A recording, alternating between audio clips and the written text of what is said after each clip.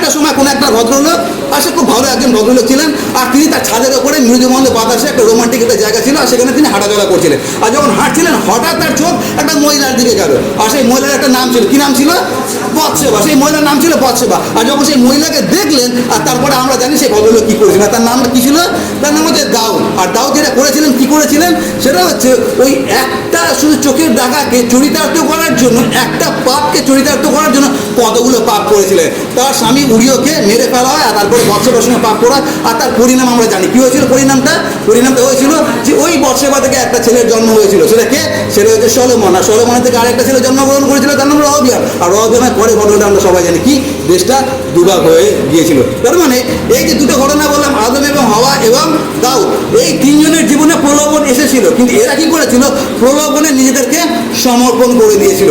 প্রভু যিশু যে প্রার্থনাটা শিখিয়েছেন সেটা কি? সেটা আমাদেরকে পরীক্ষাতে আনিও না, এই কথাটা যেটা ব্যাখ্যা হচ্ছে এইরকম ভাবে, সেটা কি? প্রলোভন আমাদের প্রত্যেক দিনের সাথে, কিন্তু তোমার কাছে প্রার্থনা করি, হে ঈশ্বর তুমি আমাকে শক্তি দাও যেন প্রলোভনের মধ্যেও আমি নিজেকে যেন সমর্পণ না করে দিই। এটা হচ্ছে অত্যন্ত গুরুত্বপূর্ণ জিনিস আছে। আর সেই বিষয়ে আমি আরো দুটো এক্সাম্পল দেবো। প্রথম যেটা এক্সাম্পল, সেটা হচ্ছে কোনো একটা ইয়াং ছেলে ছিল, আর তাকে মিশর দেশে বিক্রি করে দেওয়া হয়। আর যখন তাকে মিশর দেশে বিক্রি করে দেওয়া হয়, আর তারপরে তার সঙ্গে একজন মহিলা ব্যভিচার করতে যায়, আর সেটা হচ্ছে পটিফারের স্ত্রী। আর পটিফার অত্যন্ত ধনী, তার স্ত্রী অত্যন্ত ধনী। সেরকম একটা চাকচিক্যময় বাড়িতে সেই বাড়ির মহিলা এই একটা ইয়াং ছেলে, যুবক ছেলে যে রক্ত গরম, তার সঙ্গে ব্যভিচার করতে চাইল। আমি জানি না যদি আমরা ওই জায়গায় থাকতাম আমরা কি করতাম, কিন্তু এখানে আমরা যোসেফকে দেখি, তার পালিয়ে গেছিল জামাটাকে ফেলে। প্রথম যে প্রলোভনটা শয়তান দেখিয়েছিলেন, কিসের প্রলোভন ছিল? ক্ষমতার প্রলোভন। আমি স্বর্গে সর্বা হতে চাই। দাউদের জীবনে যে প্রলোভনটা এসেছিল সেটা কিসের? ব্যভিচার। যোসেফের জীবনে যে প্রলোভনটা এসেছিল সেটা কিসের? সেটা হচ্ছে ব্যভিচার। কিন্তু এখানে যোসেফ হার মানেনি, যোসেফ ওখান থেকে দৌড়ে পালিয়ে গিয়েছিল। আর সব থেকে যেটা ইম্পর্টেন্ট সেটা কি? সেটা হচ্ছে মতে লিখিত সুসমাচার, তার 4 অধ্যায় লেখা আছে। কি লেখা আছে মতে লিখিত? প্রভু যিশুর পরীক্ষা। আমরা দেখি মতি 4 অধ্যায় কি লেখা আছে। ওইখানে দেখুন লেখা আছে, তখন যিশু দিয়াবল দ্বারা পরীক্ষিত হইবার জন্য আত্মা দ্বারা প্রান্তরে নিতে হইলেন। এক পদে লেখা আছে, এখানে বাংলায় লেখা আছে পরীক্ষা। এই একটা কথা, পরীক্ষা না, এগুলো প্রত্যেকটা হচ্ছে প্রলোভন। এখানে যে গ্রিক শব্দ ব্যবহার করা আছে সেটা পিরাসমস, কিন্তু আমরা বাংলায় যখন এটাকে ইন্টারপ্রেট করেছি, অনুবাদ করেছি, এখানে আমরা পরীক্ষা লিখেছি, এটা হবে প্রলোভন বা পিরাসমস। পিরাসমস মানে হচ্ছে প্রভু যিশুকে এখন প্রলোভিত করা হচ্ছে। আর প্রলোভিত যেটা করা হয়েছিল সেটা কি বলা হয়েছিল? প্রথম কথা সেটা হচ্ছে, তুমি যদি ঈশ্বরের পুত্র হও, এই পাথরগুলোকে রুটি হতে বলো। কেন এটা বলেছিল? তার পিছনে একটা বড় কারণ ছিল। তার কারণ যে 40 দিন ধরে খাওয়া দাওয়া করেনি, তার কাছে এখন সব থেকে যেটা লোভনীয় বিষয় আছে সেটা কি? সেটা হচ্ছে খাদ্য। আর সেই জন্য তাকে রুটির লোকটা দেখানো, তার কারণ তার জীবনে এখন সব থেকে যেটা বেশি দরকার সেটা হচ্ছে রুটির দরকার। ওই লোকটা প্রভু যিশুকে দেখানো হলো যে তুমি একে বলো রুটি হয়ে যেতে পাথরগুলোকে, কেন কি? তুমি তো ঈশ্বর আছো। আর তার থেকেও যেটা ভয়ানক কথা বলেছিল সেটা লেখা আছে এইরকমভাবে, 8 পদ থেকে আমি পড়ছি। 8 পদ থেকে, তুমি আপন ঈশ্বর প্রভুর পরীক্ষা করিও না। আবার দিয়াবল তাহাকে অতি উচ্চ এক পর্বতে লইয়া গেল এবং জগতের সমস্ত রাজ্য এবং সেই সকলের প্রতাপ দেখাইল, আর তাহাকে কহিল, তুমি যদি ভূমিষ্ঠ হইয়া আমাকে প্রণাম করো, এই সমস্তই আমি তোমাকে দিব। আবার সেই একই, সেটা কি? সম্পত্তি, জাগতিকতার লোভ দেখানো হলো। কাকে লোভ দেখাচ্ছে? প্রভু যিশুকে লোভ দেখাচ্ছে। তারপরে প্রভু যিশু যে কথাটা বলেছিলাম সবাই জানি, দুহ শয়তান। তার মানে এই যে 4টে আমি ঘটনা বললাম, আদম, হাওয়া, দাউদ, যোসেফ এবং প্রভু যিশু স্বয়ং। যদি প্রভু যিশু যদি প্রলোভনের মধ্যে দিয়ে গেছেন, আপনি আমি কোন ছাড়া আছি যে আমরা প্রলোভনের মধ্যে দিয়ে যাব না?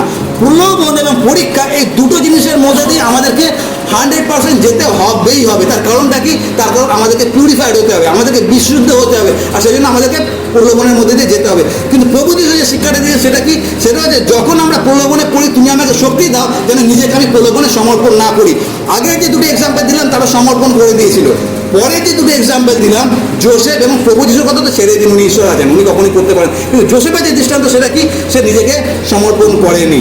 আর এখানে যেটা আমাদের আসল শিক্ষণীয় বিষয় আছে সেটা হচ্ছে, ইংরেজিতে দুটো কথা আছে, একটাকে বলে টেস্ট, একটাকে বলে টেম্পটেশন। বাংলায় আমরা এরকমভাবে বাংলা বাইবেল আমরা দেখছি না, কিন্তু শব্দ আছে। সেটা কি? একটা হচ্ছে পরীক্ষা আর একটা হচ্ছে প্রলোভন। মন দিয়ে শুনবেন, যেটা পরীক্ষা ওইটা ঈশ্বর আমাদের জীবনে নিয়ে আসেন। প্রত্যেক বিশ্বাসীর জীবনে পরীক্ষা অত্যন্ত দরকার আছে। কেন দরকার আছে? কারণ কি বাইবেলে লেখা আছে, যেরকম সোনাকে যেরকম আগুনের মধ্যে থেকে নিয়ে যাওয়া, কেন নিয়ে যাওয়া? স্বর্ণকার সেটাকে ব্যবহার করতে পারেন। একই রকমভাবে আমাদের যিনি স্বর্ণকার, আমাদেরকে যিনি তৈরি করছেন ঈশ্বর, আপনাকে আমাকে ব্যবহার করতে চান, তার আগে আমাদেরকে খাঁটি হওয়ার দরকার আছে। আর সেই খাঁটি কীভাবে করেন? সেটা হচ্ছে আগুনের মধ্যে থেকে নিয়ে যান। সেই আগুনটা কি? সেটা হচ্ছে আমাদের জীবনে পরীক্ষা। আর সেই জন্য যদি আপনার জীবনে কোনো পরীক্ষা আছে, আপনি হতাশ হবেন না। তার কারণ পরীক্ষা আপনার জীবনে আছে, তার কারণ হচ্ছে ঈশ্বর আপনাকে খাঁটি করতে চান। কেন খাঁটি করতে চান? যাতে আপনাকে আরও আশ্চর্যভাবে তিনি ব্যবহার করতে পারেন। আর সেই জন্য আমি বলি, যাদের জীবনে পরীক্ষা নেই, আমাদের প্রার্থনা করে দেখা আছে কেন আমাদের জীবনে পরীক্ষা নেই। কেন কি আমরা যদি ঈশ্বরের পথে সঠিকভাবে থাকি, তাহলে ঈশ্বর আমাদের জীবনে পরীক্ষা নিয়ে আসবে, যেরকম আব্রাহামের জীবনে নিয়ে এসেছিলেন, যেরকম ইয়োবের জীবনে নিয়ে এসেছিলেন। সুতরাং পরীক্ষাটা ওটা হচ্ছে ঈশ্বরের কাছ থেকে আসে। আর ওটা আমরা কখনোই বলবো না যে প্রভু তুমি আমার জীবনে পরীক্ষা এনো না। যদি আমি সেটাই বলছি, তার মানে আমি এটাই বলছি যে প্রভু আমাকে তুমি ব্যবহার করো না তোমার রাজ্যের জন্য। এই ফলটা খাও, তুমি ঈশ্বরের মতো হবে। আর এই লোক দেখানো, এখন ভাবুন যে ঈশ্বর আদম এবং হওয়ার জন্য পুরো বাগানটাকে তৈরি করেছিল, সে আদম হওয়াকে কী লোক দেখাতে পারে? কেন কি সকল কিছু তো তাঁর, তিনি আমাদেরকে দিয়েছেন, তিনি আবার কোন জিনিসে আমাদেরকে লোক দেখাতে পারেন?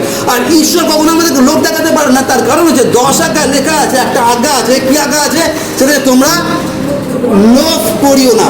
সুতরাং ঈশ্বর যখন আমাদেরকে শিখিয়েছেন তোমরা লোভ করিও না, সেই কাজ ঈশ্বর আমাদেরকে কিভাবে করতে পারে? তার মানে লোভ বা প্রলোভন ঈশ্বর থেকে আসে না, ওটা আসে শয়তান থেকে। কিন্তু তার সত্ত্বেও যেটা শয়তান থেকে আসে, ওই শয়তান থেকে আসা জিনিসটা আমাদের জীবনে অনেক সময় দরকার আছে।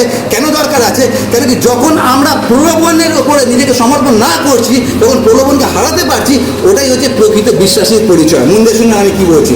যখন আমি প্রলোভনের ঊর্ধ্বে দাঁড়াতে পারছি, ওটাই হচ্ছে প্রকৃত বিশ্বাসীর পরিচয়। আর আমি একটা উদাহরণ দিই, এই উদাহরণটা শুনলে আপনারা বুঝতে পারবেন আমি কি বলতে চাইছি। সেটা হচ্ছে এইরকমভাবে, মন দিয়ে শুনলেন। সেটা হচ্ছে দুটো লোককে নেওয়া হলো, আর এই দুটো লোককে দুটো রুমের মধ্যে রাখা হলো, দুটো ঘরের মধ্যে দুটো লোককে রাখা হলো, ঠিক আছে? আর এই দুটো ঘরের মধ্যে একটা ঘরের মধ্যে আছে কি? সেই ঘরের মধ্যে একটা বিছানা আছে, একটা টেবিল আছে, আর সেখানে একটা আলমারি আছে, একটা টিভি আছে, আর টিভির মধ্যে আপনার কেবিল লাইন আছে, সেখানে একটা অ্যান্ড্রয়েড ফোন রাখা আছে, ফোনের মধ্যে ইন্টারনেটের ব্যবস্থা আছে, ল্যাপটপ আছে।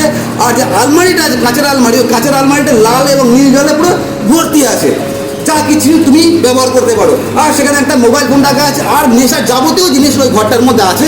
আর ওই ঘরের মধ্যে একটা লোককে ঢুকিয়ে দেওয়া হলো। আর তারপরে কি হলো, ওই ঘরের মধ্যে যে টেবিলটা আছে বিছানার পাশে, ওই টেবিলের মধ্যে একটা বাইবেল রাখা আছে। আরেকটা লোককে আরেকটা ঘরে রাখা হলো, সেই ঘরের মধ্যে কিচ্ছু নেই, পুরো ফাঁকা, খালি দুটো জিনিস আছে। কি আছে? সেখানে একটা বিছানা আছে আর একটা টেবিল আছে, আর ওই টেবিলের মধ্যে একটা বাইবেল রাখা আছে। তারপরে এই দুজনকে ওই দুটো ঘরে ঢুকিয়ে দেওয়া হলো। তারপরে তারা রাত্রিবেলা সেখানে গেলেন, আর তারপর সকালবেলা যখন বেরিয়ে আসলেন, আর বেরিয়ে আসার পরে ক্যামেরা যেটা ধরা পড়লো, সেটা কী ধরা পড়লো?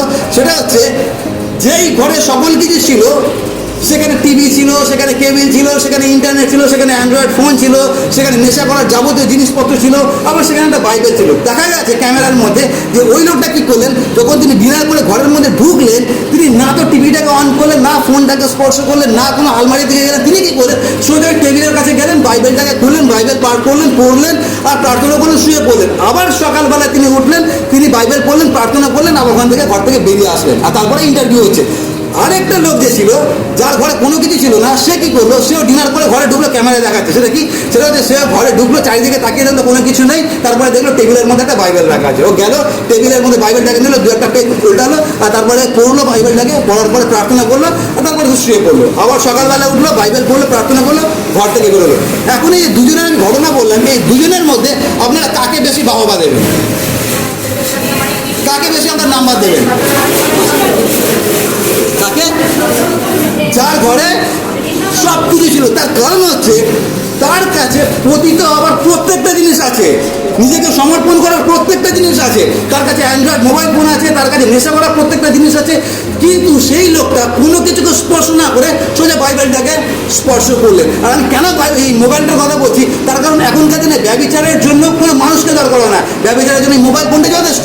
আর ওই মোবাইল ফোন নিয়ে যখন আমরা রাত্রিবেলা ইন্টারনেটে সার্চ করি, তখন আমরা কী করি ওটা আমরাই জানি আমরা কী করি। আর ওই জন্য মণ্ডলীতে, আমি আমাদের যে তাইলদেব মদনদার মণ্ডলী আছে, আমি মণ্ডলীর মধ্যে মোবাইল থেকে বাইবেল পড়া আমি অ্যালাউ করি না। তার কারণটা কি, যখন আপনি বাইবেল পড়ছেন দুম করে একটা পপ আপ মেসেজ চলে আসবে, আর ওটা কি আপনার কাছে দুম করে প্রলোভন চলে আসবে। তার কারণ যে পপ আপ মেসেজগুলো আসে, ওই মেসেজগুলো প্রত্যেকটা হচ্ছে নোংরা, ওর মধ্যে কামনা বাসনা থাকে, ওর মধ্যে ব্যভিচার থাকে। আর যে আমি ওটাকে ছুঁয়ে দিলাম, ব্যাস বাইবেল আমার মাথা থেকে গায়েব হয়ে গেল। আর সেই জন্য এই লোকটা কি করলো, কোনো কিছু তো ছিল না, সে সোজা বাইবেলটা পড়লো আর তারপর প্রার্থনা করেছিল। আর একজন তার কাছে কোনো কিছু নেই বলে সে বাইবেল পড়লো। এখন যদি আমি ঘরটাকে চেঞ্জ করে দিই, এই লোকটাকে ওই ঘরে, ওই লোকটাকে এই ঘরে, তখন আমি বুঝতে পারবো যে তার চারিত্র গুণাবলী কীরকম রকম। একই রকমভাবে আমরা যারা বিশ্বাসী আছি, আমরা যে জগতে আছি, আমরা যে পৃথিবীতে আছি, ওই পৃথিবীতে যে প্রথম যে রুমটা ছিল, যে রুমের মধ্যে সকল কিছু ঠাসা আছে, আমাদের এই পৃথিবীটা ওই রকম আছে। ব্যভিচারের যা কিছু জিনিস আছে, প্রত্যেকটা জিনিস এখানে ঠাসা আছে। তার কারণ হচ্ছে এই পৃথিবীটাকে একজন পরিচালনা করে, শয়তান। আর শয়তান এই পুরো আমাদের পৃথিবীটাকে একটা দোকান বানিয়ে রেখেছে। সেটা হচ্ছে লাল নীল জলের দোকান, ব্যভিচারের দোকান, নোংরামির দোকান, নষ্টামির দোকান, চারিদিকে কামনা। আর আপনার যখন সোশ্যাল মিডিয়াতে যান, যখন আপনারা ফেসবুক দেখেন, যখন আপনারা হোয়াটসঅ্যাপ দেখেন, দেখুন আপনারা যদি আমার কথাটা মিলিয়ে দেখেন, প্রত্যেকটা জিনিসের মধ্যে যদি সাধারণ কোনো অ্যাড হয়, সেই অ্যাডের মধ্যে কোনো না কোনো কামনা বাসনার জিনিস থাকে। তার কারণটা কি, মানুষ ওগুলোই পছন্দ করে। এমনকি যদি কোনো বইয়ের অ্যাড হয়, বইয়ের অ্যাডের মধ্যে দেখবেন এমন একটা চিত্র দেওয়া আছে, যে চিত্রটাকে আমাদেরকে অ্যাট্রাক্ট করে, আমাদেরকে আকর্ষণ করে। তার কারণটা কি, তার কারণ আজকে সোশ্যাল মিডিয়া আমাদেরকে একটা জিনিস শেখাচ্ছে, সেটা কীভাবে আমরা পতিত হতে পারি। তাহলে এখান থেকে আমরা নিজেদের কীভাবে বের করতে পারি, কেন কি পুরো জগৎটাই এইরকম আছে। আর সেই জগতের মধ্যে থেকে আমাদেরকে যেতে হচ্ছে। আর সেই জন্য যখন আমরা প্রার্থনা করি, এই প্রার্থনাটা যেন আমরা মূল্য বুঝি, যে প্রভু যিশু কেন প্রার্থনাটা শিখিয়েছিলেন। তার কারণ প্রভু যিশু জানেন যে 2024 সালে ইমানুয়েল চ্যাপেলের যে যারা বিশ্বাসী আছে, তারা এইরকম একটা কঠিন পরিস্থিতির মধ্যে দিয়ে যাবে। আর সেই জন্য তিনি প্রার্থনাটা শিখেছিলেন। কি প্রার্থনা শিখেছিলেন, আর আমাদেরকে পরীক্ষাতে আনিও না। আমাদেরকে প্রলোভন যখন আছে আমাদের জীবনে, ওই প্রলোভনের মধ্যে যেন আমরা নিজেদেরকে বিসর্জন না দিই। তুমি আমাদেরকে শক্তি দাও, পরের কথা লেখা আছে, কিন্তু মন্দ হইতে রক্ষা করো। তার মানে প্রলোভন হইতে তুমি আমাকে রক্ষা করো, যেরকম তুমি জোসেফকে রক্ষা করেছিলে। আর জোসেফ যেভাবে রক্ষা পেয়েছিল, জোসেফ কীভাবে রক্ষা পেয়েছিল, ওটা ঈশ্বর তো অলৌকিক কাজ করেছিলেন, কিন্তু তার থেকে একটা বড় যেটা ছিল, সেটা হচ্ছে জোসেফের ইচ্ছা, আমি পাপ করবো না ঈশ্বরের দৃষ্টিতে। আর ওই জিনিসটা আমাদের প্রত্যেকের মধ্যে প্রথম থাকার দরকার আছে। যদি ওটা থাকে, তাহলে ঈশ্বর বাকিটা আমাদেরকে সাহায্য করবেন, শক্তি দেবেন, যেন প্রত্যেকটা পাপ, প্রত্যেকটা প্রলোভনের উপর আমরা বিজয় অপেক্ষা অধিক বিজয় হতে পারি, যেন আমরা জোসেফের মতো প্রলোভনকে পিছনে করে যেন আমরা দৌড়ে পালাতে পারি। আমি জানি না আমাদের জীবনে কী কী প্রলোভন আছে, কিন্তু আমি জানি, আমি বিশ্বাস করি যে আমাদের প্রত্যেকের জীবনে কোনো না কোনো প্রলোভন আসছে। তার কারণ আমরা যে জগতে আছি, প্রত্যেকটা সময় শয়তান আমাদেরকে প্রলোভিত করছে। তার কারণ আমরা সংকীর্ণ পথ দিয়ে যাবার লোক আছি, আর শয়তান আমাদেরকে সবসময় চেষ্টা করছে কীভাবে আমাদেরকে ফেলে দিতে পারে। সেই জন্য যখন আপনার জীবনে প্রলোভন আছে, আমরা যে প্রার্থনাটা করছি, প্রার্থনার মায়েরা যেন বুঝি, সেটা কি, প্রলোভন আমার জীবনে আসুক, হাজার প্রলোভন আসুক, আমার রুমের মধ্যে সকল কিছু থাক, কিন্তু আমি কোনো কিছুকে স্পর্শ করবো না।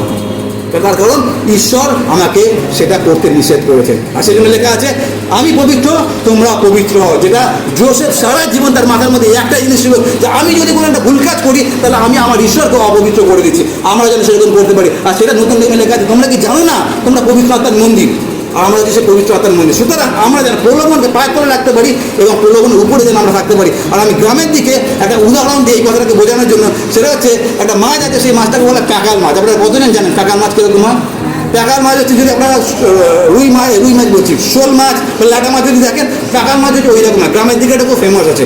প্যাকাল মাছ পাঁকের মধ্যে থাকে, কিন্তু প্যাকাল মাছকে যখন আপনি পাক থেকে বের করবেন, দেখবেন ওর গায়ের মধ্যে কোনো কাঁট লাগে না। পাকের মধ্যে থাকে, পাকের মধ্যে তার জন্ম, পাকের মধ্যে সে বড় হচ্ছে, পাকের মধ্যে মরছে, কিন্তু সে পাকে তার গায়ে লাগতে দেয় না। আমরা ওই প্যাকাল মাছের মতো আমাদেরকে হতে হবে। আমরা যে পৃথিবীতে আছি, এটা যে নোংরা একটা জগতে রয়েছে, পাকের মধ্যে আমাদের জন্ম, পাকের মধ্যে আমরা বৃদ্ধি পাচ্ছি, পাকের মধ্যে মরবো, কিন্তু তা সত্ত্বেও ওই পাককে আমাদের গায়ে লাগতে দেবো না। তার কারণ প্রভু যিশু বলেছেন, আমি তোমাদেরকে জ্যোতি স্বরূপ করেছি, লবণ স্বরূপ করেছি। তাহলে আমরা আবার কী করে ওই ভুল পথে যেতে পারি? আর সেই জন্য আসুন আমরা সেই রকম করি, যেটা জোসেফ করেছিল, যেটা প্রভু যিশু করেছিলেন, আর যেটা পাকার মাঝে দৃষ্টান্ত, যেন আমরা প্রলোভনের মুহূর্তে থাকতে পারি, তাহলে তার দ্বারা আমরা ঈশ্বরকে গৌরব দিতে পারি। আসুন আমরা প্রার্থনা